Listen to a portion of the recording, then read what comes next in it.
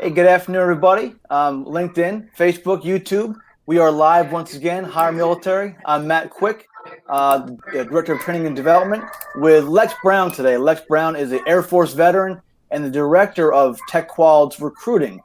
So Tech Qualled is a partner company for HireMilitary that takes on DoD Skill Bridge for training in the tech industry.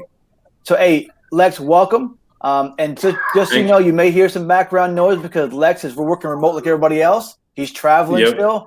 So you can hear some background noise. So have fun. So, sons, daughters, nieces, and nephews. So, I think that's kind of, everybody can understand that these days. So pardon the interruption a little bit, but I'm definitely ready to answer some questions and talk about Tech Qualled and HireMilitary.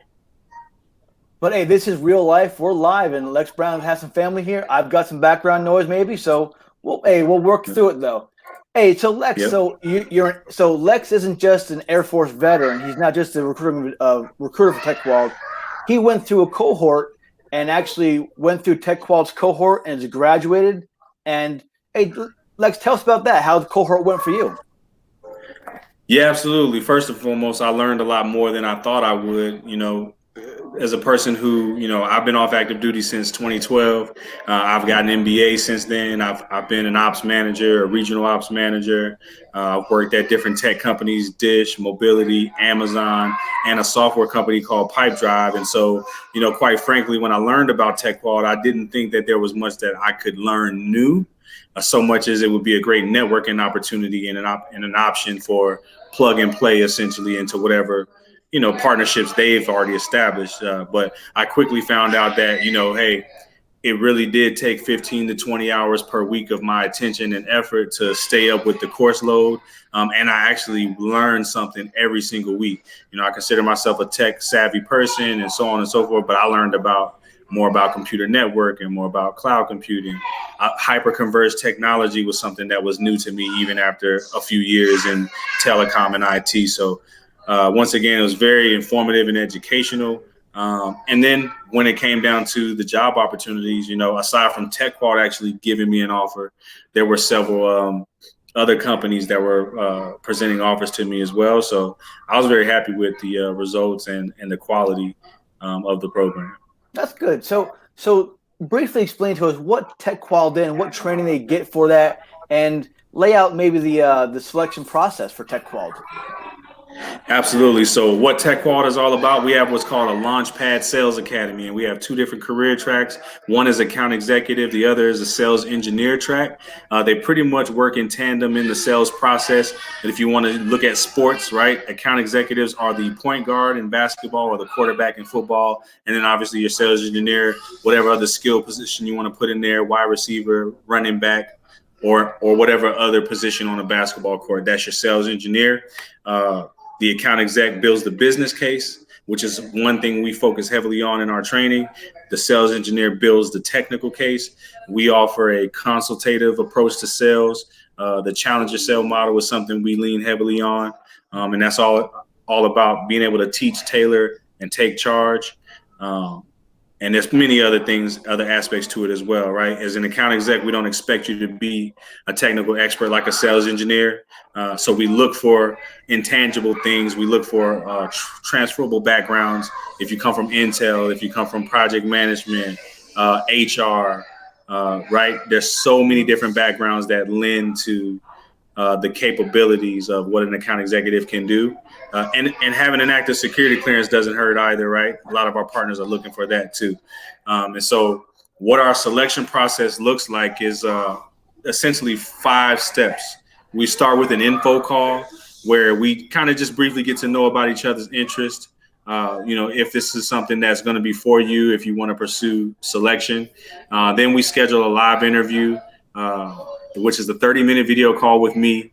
And then from there, we move on to some self-paced components. And that's a standard test, which does some cognitive as well as personality testing, an on-demand interview, as well as a written assessment. And those 3 things, along with our live interview, go to our selection board for review. And this is typically about a 14 to 21 day process, sometimes longer, depending on, your timeline personally, and sometimes can be shorter, also depending on different circumstances. So that's our process there.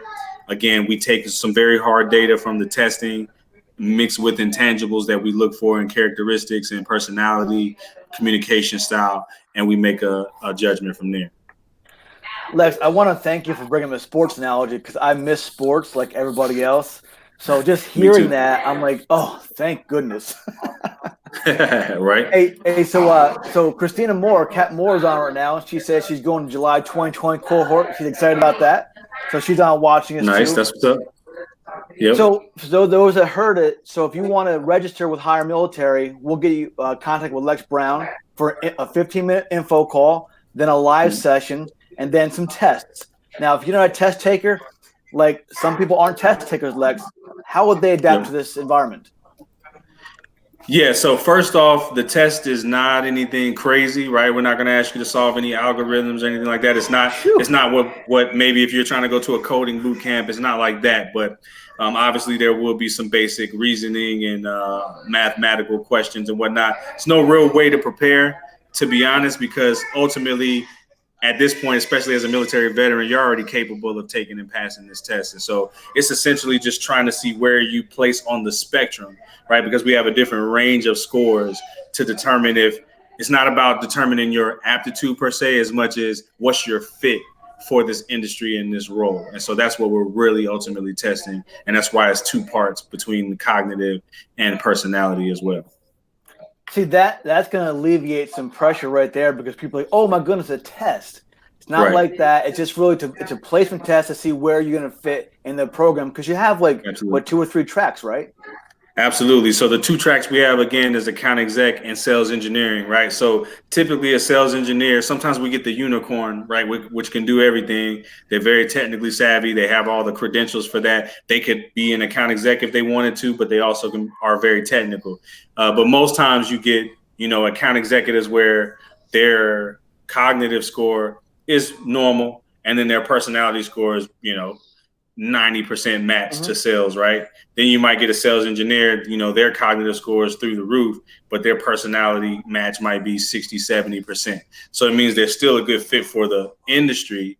But obviously that mind frame is much more technical than it is business related and relationship building, if that makes sense. No, it does. So that's a good point. And there's some former graduates on LinkedIn Live now asking questions or telling their feedback. And Greg, he mentioned he went through the program a while ago and didn't have a technical background, but he's succeeding now because of that. So just because like my background is not IT, I'm more of an HR person. So I would fit into which track? Yeah, absolutely. Your background will be very handy as an account executive.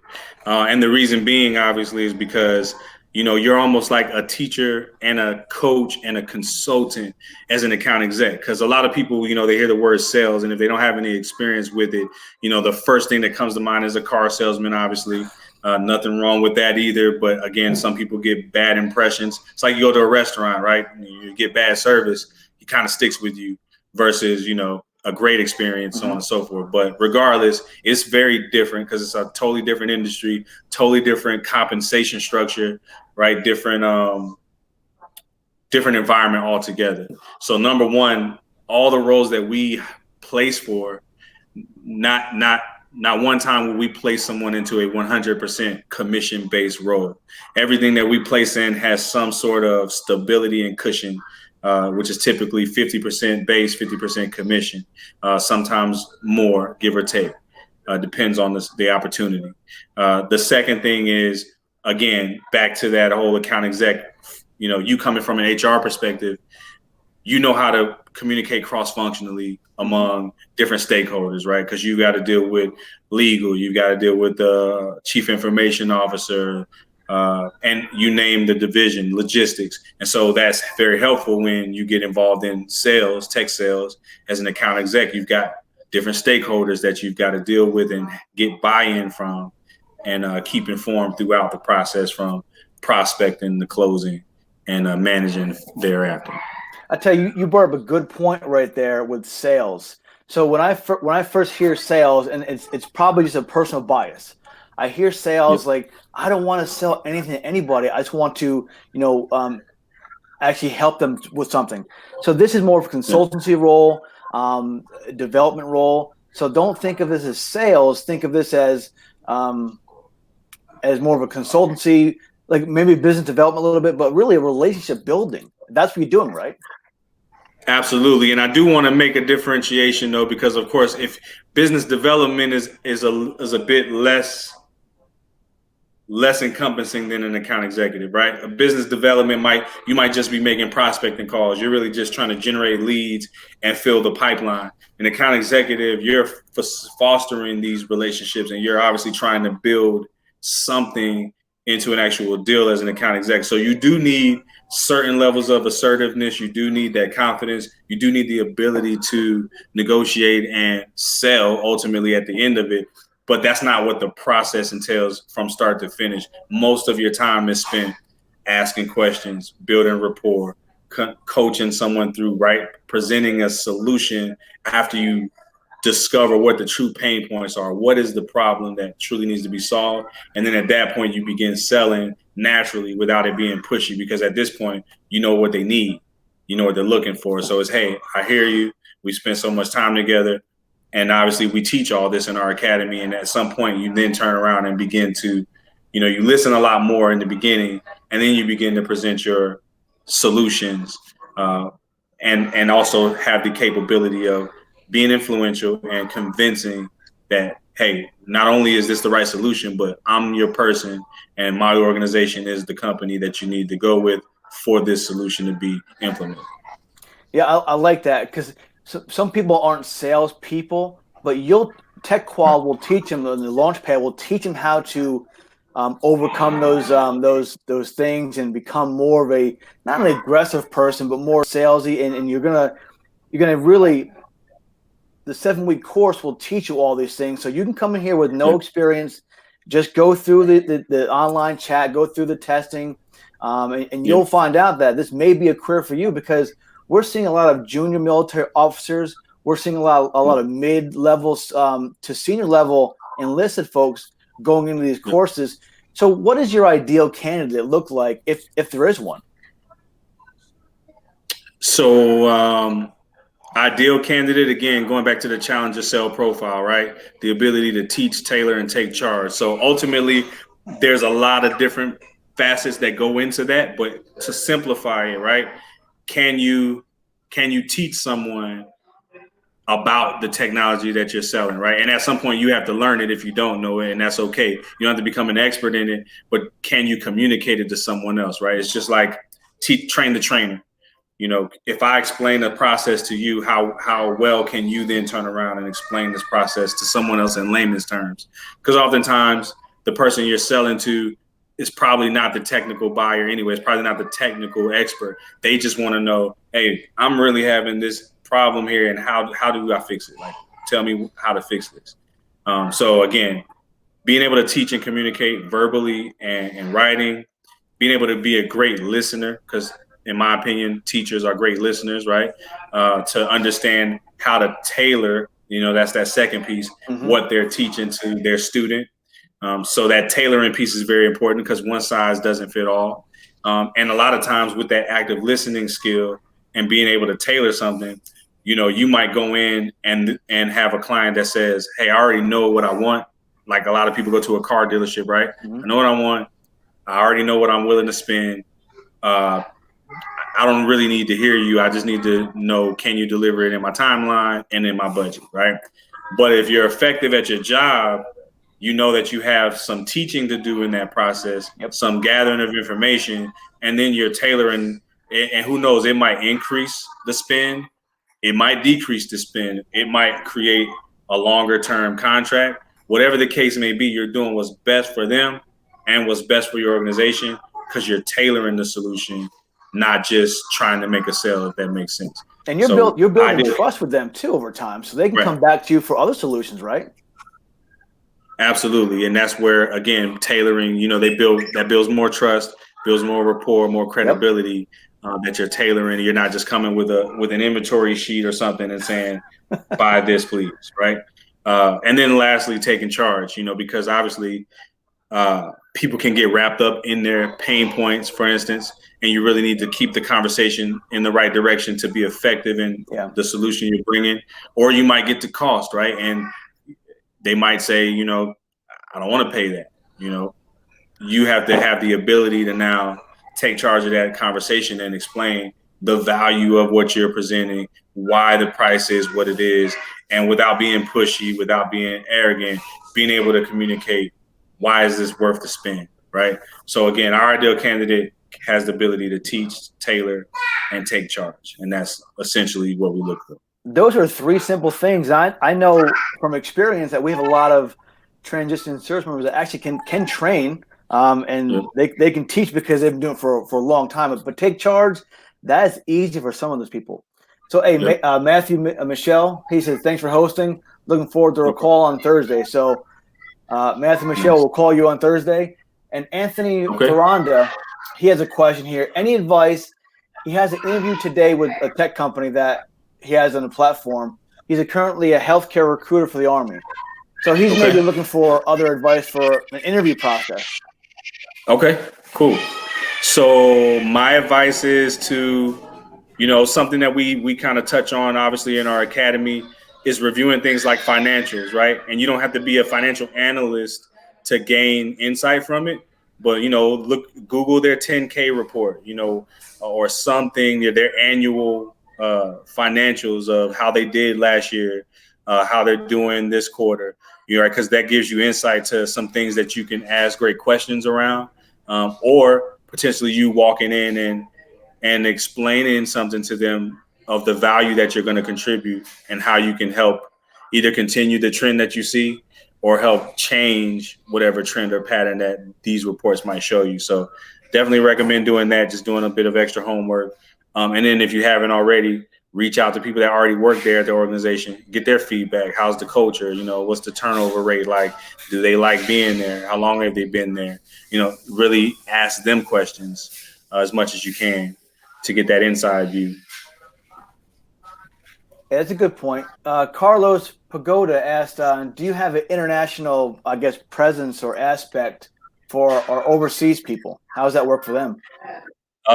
Yes, we do to a certain extent. So the way that works is, yes, of course, we deal with candidates that come from overseas assignments. We had someone recently come to a cohort that just came from Germany, but they've since relocated back home to their hometown of St. Louis, and obviously they'll be working stateside. And we do have partners, like Schneider Electric and others who are very global, so they hire on a global scale, Checkpoint, many others. And typically you're not going to get hired right away into an international slot, but obviously you come in and you do what you need to do in that first year. The sky's the limit. At that point, the door is open for you. So if you want to go work in England or somewhere like that, those opportunities present themselves as well. Now, these are remote opportunities right now for the training and the internships, right? How's that work? Yes, the training is 100% remote at the moment. Typically, our advanced boot camp is done in person in Fort Worth, Texas. Right now, obviously, due to COVID-19 and the travel restrictions, we're 100% virtual. And then the internships, yes, are typically also 100% virtual.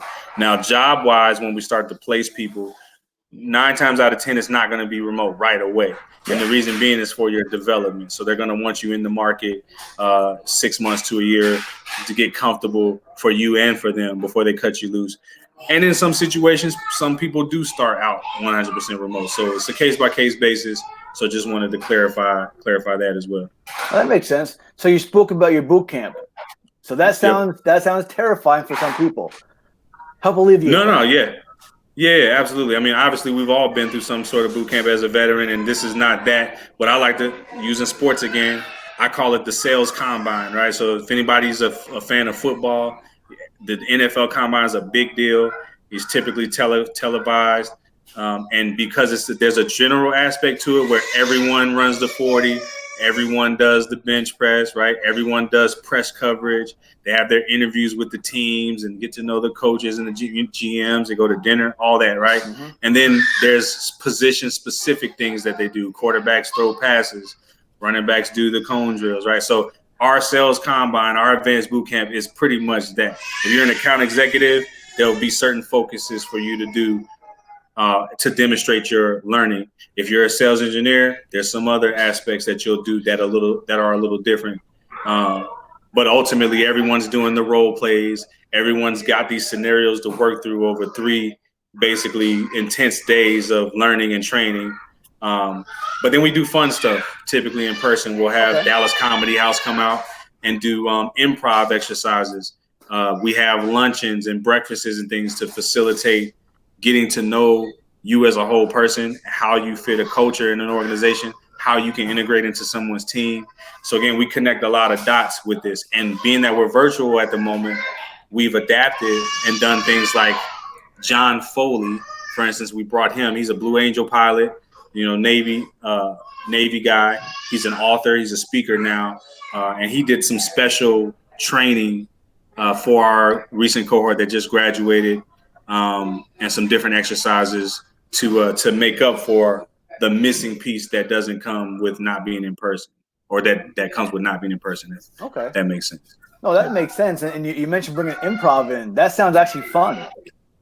Yeah, absolutely. So it's definitely always fun. Yeah, I'd recommend that that Todd Brown, your CEO, maybe Ruth Davis, think about your suggestion about calling it the Combine, because it doesn't sound so scary after all. Okay, you know what? We might switch it up. I definitely could pitch that as some rebranding. Hey, if you can sell that, Lex, you're good in my eyes, all right? All right, that's what's up. I'm gonna try it out. So one of the next cohorts starting, I hear one started yesterday, right? Yep, one started yesterday. That's cohort 21. The next cohort is cohort 22. They begin July 27th.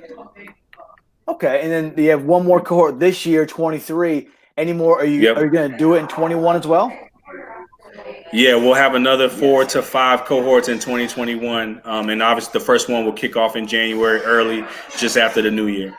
Oh, good. So if you're a transition service member, please get on HireMilitary.us, register an account, and you can pick the cohort dates based on your availability. So pick them. Yep. Hey, we'll link it with Lex for a phone call. It'd be a good time. So the last question that I see so far is, you mentioned the salary versus the commission component. I like that because people want some stability. Yep. Is there maybe an average salary or medium salary you guys put people in? Yeah, the term that everybody can get used to if tech sales is something that you're definitely interested in is on target earnings, or OTE. Okay. Right, and that's a mixture of what's your base and what's your commission, your incentive, your incentivized pay. So 120,000 OTE is the typical that we're placing people at. And so again, that's typically split 50-50 between your base and your commission. So again, 60K base, 60K commission. So 120K OTE is average.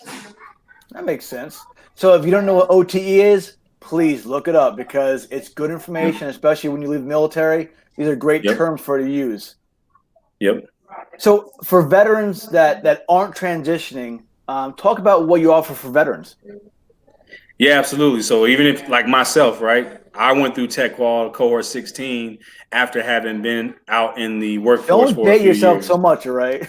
Yeah, right. But I'm not ashamed of it. I've been off active duty since 2012. I was in the Guard until 2014. And I didn't go through Tech Qualled until 2019, right? So I've done a few things first. And honestly, that is very helpful a lot of the times, right? Because some of these companies that we're placing for, they still want experience. They still want proven leadership. Mm-hmm. Obviously, we get a lot of that in the military anyway. But for some of the more senior roles, or stepping right into maybe a territory manager role or something along those lines, they will, lean more towards someone who maybe has been out for 2 or 3 years and working in some capacity. You've already gotten accustomed to the corporate world and things of that nature. So we still obviously offer things for non-skill bridge candidates under a business model we call the ISA, which is an income share agreement. And so what that does is open up a lot of doors. And here's how, and I'll try to be brief with this. There's typically three outcomes based on the income share agreement that we see. Number one, obviously, we have traditional placement that we still push for more than anything. Well, that means we have partner companies that are pay a placement fee that covers the cost of tuition for a veteran, essentially sponsoring that veteran, and they hire them, pay them, and boom, that's the end of that, right? ISA gets shredded. Outcome number two, we have bigger partners in the industry who do not pay placement fees under any circumstances to any program, but they still love Tech Qualled. They still send us coaches. They participate in other ways, and they want to hire from us. So what they will do is pay a candidate directly in the form of signing bonuses and other compensation to help offset the cost of an ISA. And that's outcome number two, which is ideal if the placement fee doesn't happen. Lastly, sometimes the placement fee doesn't get paid, and there's also not as much extra money offered, but we still find you a placement in the market that's right for you. You still hit that 120,000 OTE, and ultimately you then go on an ISA agreement, which is about 12 to 24 months of payments, and you're off to the running with your new career. Everything is still all good. So those are the three different outcomes that typically come with ISA for non-skill bridge veterans coming through our program. And you speak on that because really that's what you went through, and it worked for you, right? Mm-hmm. Absolutely. And again, we've adopted this ISA more so for our candidates than even for our business model. And the reason why I say that is, as a veteran, a lot of us, we've already gone wherever the mission tells us to go, right? And so when we leave the uniform, geographic flexibility is obviously going to be the most advantageous to you. But let's face it, a lot of us know we want to either go back to our hometown or we've identified some place that's best for our family, and we just want to stick to that market, right? So before we implemented the ISA, that posed a lot of difficulty because it limits the scope of placement. So companies, they're going to want you to move where they have the openings, right? But there's always companies that are willing to work for us under different circumstances, like the ISA, that'll say, hey, we'll take them. We want to hire a veteran over here. So again, that's one of the main reasons why we implemented it, because we also have people that pick odd places to go to that obviously are going to be difficult. So if you're restricted to a Dallas, Texas, or Chicago, New York, not really a big deal. We're going to figure something out. But if you say you want to go to some small town in Pennsylvania that's not near Philadelphia or Pittsburgh, probably going to be a little challenging to find you something without an ISA in place, if that makes sense. Oh, it does. Two questions that are similar. Curtis Edwards and Lyle Bushong, they both asked, what percentage, if you can talk about it, what percentage of people that go through Tech Qualled are placed and how long? Yeah, our placement success rate is typically 85% within 90 days of graduation. And obviously the ideal situation is for people to show up in advanced boot camp before graduation with at least an offer on the table. The evidence of that, guys in my cohort, Michael Longoria from cohort 19, I believe, and also another one, Jake Devlin, who decided to kind of go to a different direction with Amazon because it's a dream job for him. But regardless, he had an offer on the table presented to him prior to graduation. So, and then we have people who get offers within that 30 to 60 days after, like James Bersai, who's at soft choice with Michael Longoria, right? So again, the timelines typically don't take too long. The caveat to that is obviously COVID-19 is impacting a lot of business. So, the opportunities are still there. Some companies are a little slower to seal the deal than typical right now, but we still are making those deals happen. That's good. Hey, Ryan Jones says he'll be on an interview call tomorrow with you, so watch out for Ryan Jones. Nice. Okay, that's what's up, Ryan. He's down there in Tampa area. I had him on LinkedIn Live last week, and great guy to talk to. Awesome. So that's my neck of the woods too. Yeah, hey, Florida's nice in Tampa, years. Yep. Are there any, I guess, areas that your partner companies are generally, like somebody asked about San Antonio? Are they big down there, big presence? It's all about timing, right? Okay. Time of year, and business needs shift and change all the time. So obviously with our headquarters being, Fort Worth, Texas, a lot of our board members, being entrepreneurs based in Dallas or Austin, primarily. We have very strong relationships in those markets. Yes, San Antonio and Houston as well. And then, certain markets that never go away, right? New York, Boston, Chicago, Atlanta, Los Angeles, San Francisco, Seattle, Denver. These markets are always pretty strong and solid. And then you've got other markets that are up and coming. Albuquerque, New Mexico is one of them that we've seen a lot of. Yeah, it's very nice. And we've seen a lot of hiring opportunities there lately. What else? I mean, Billings, Montana. Somebody from my cohort got hired out there, and he's still there. He's loving it and doing pretty good for himself and his family. So, yeah, this all depends on the time of year and business needs. That makes sense. So I'm just scrolling through the questions real fast. I don't see anything that's new coming in. So, hey, what are your last words that you want to tell the audience about joining Tech Qualled, getting involved, and getting your next career started? Absolutely. So joining Tech Qualled, it's an exciting opportunity. It's an exciting option. I would call it an alternative career track than most people have considered, because a lot of people are getting out, going into project management, consulting, so on and so forth. Nothing wrong with that. But if you're entrepreneurial minded, right, if you enjoy contributing to the bottom line, and if merit-based earning is something that's exciting to you, intriguing to you, meaning you have direct control and impact on how much money you can make for the year. If those things are drivers, if you're very competitive, just as in sports, this is the type of job and industry to get into for that. And so want to put that on the table. And also the fact that Tech Qualled is a resilient company. We've been around since 2015. We've adapted and done some restructuring so that we can be here for the long term to continue helping veterans not only get jobs, because we understand veterans are very underemployed in a lot of situations, underpaid, right? We don't deal with those type of roles. We're shooting for the moon with most of what we do. So if you want to be well paid and in a great position to grow your career long term, it's going to be work, right? Our selection process is very selective. About 20% of people at this point make it through our process. So we are selective. If you make it through and you are resilient and stick with it, oftentimes it'll be very, very fruitful for you and your efforts. That's good information. So a 20% selection rate. So do not close the door on Tech Qualled or any sales jobs. Don't close the door.